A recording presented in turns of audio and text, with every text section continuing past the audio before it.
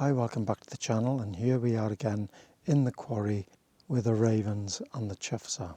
We've been coming here quite often testing out drop rigs with the Zoom F3 and clippies. I seem to have got that recording system off to a T now. There's another set of mics that I've been trying, and those are the Lewitt 040's. If you look back in the channel, you'll see I tested them out in an AB configuration and an ORTF configuration.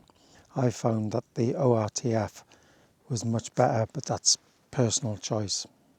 Because we've been getting good results up here in the quarry with the clippies, I've decided to bring the Lewitts up here with the F3.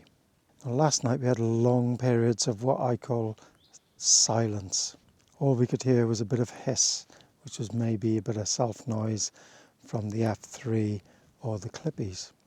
Apparently the Lewitts have a lot of self noise, and I don't think they're much regarded in the field recording world because there's hardly any information on it. So I've decided to see for myself. So here we are again in the quarry.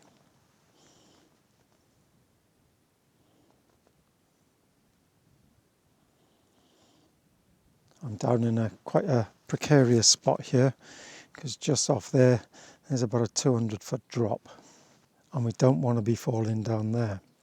I've set up the drop rig, which is here. I've got a tripod. Here's the Lewitts with the Rycote Softies, and the bag is hanging down there. I got a funny feeling that either the ravens or owls will come in and have a go at these softies. They look like nice little cuddly furry animals, something that a raven or an owl would eat.